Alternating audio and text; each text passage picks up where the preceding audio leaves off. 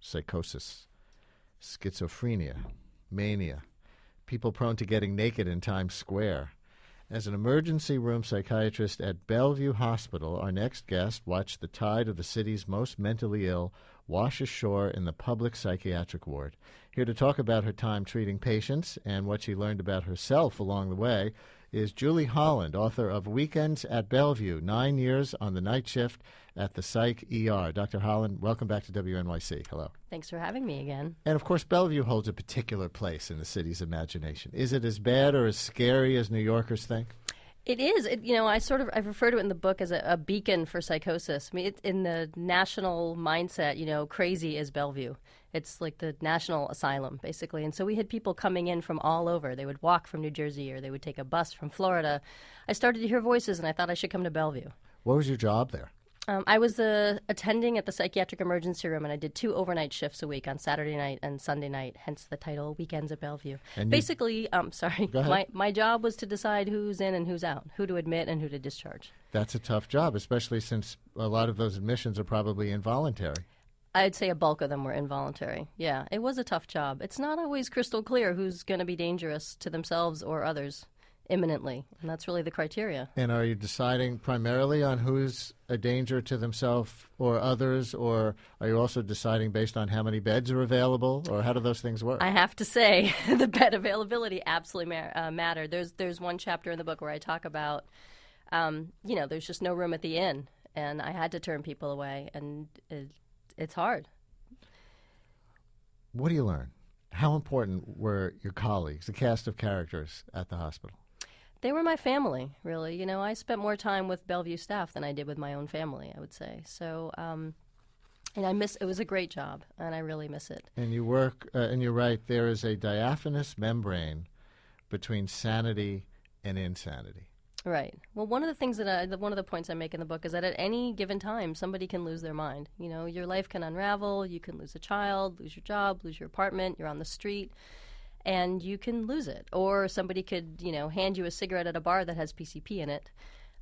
Circumstances can transpire that will bring you to Bellevue, and my job was to figure out who really needed to stay and who was okay to go back out to the streets.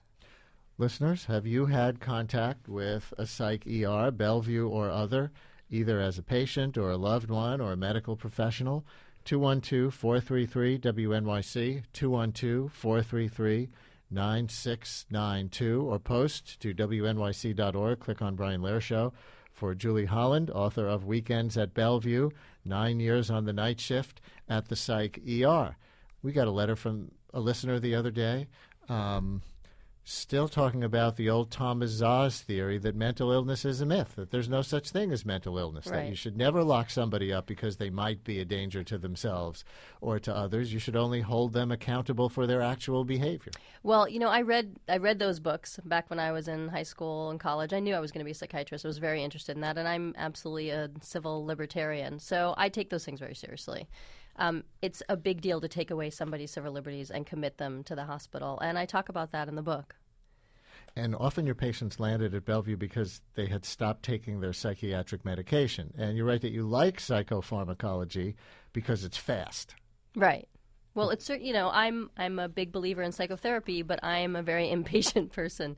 So in terms of instant gratification or seeing people have improvement in their symptoms more quickly, psychopharm is definitely quicker than psychotherapy. But that's a scary thought to a lot of people because it being fast, is exactly the temptation that medical professionals would have to use it to circumvent other more complicated, maybe talk therapies or whatever, just shoot somebody up with drugs. I think that is sort of what's happening in this country, is certainly in terms of what the insurance will pay for, is they're more comfortable doing psychopharm. It's more efficient. But you're not going to fix the underlying problems in the emergency room.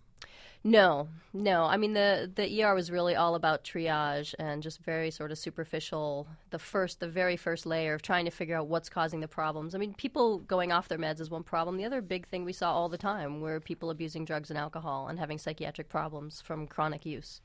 Why did you write the book? What do you think it's important for people in the wider world to know about Bellevue?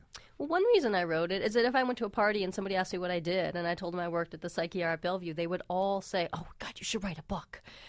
it seemed like a book that people would want to read. I mean, people, I think, are very interested in psychosis and in insanity.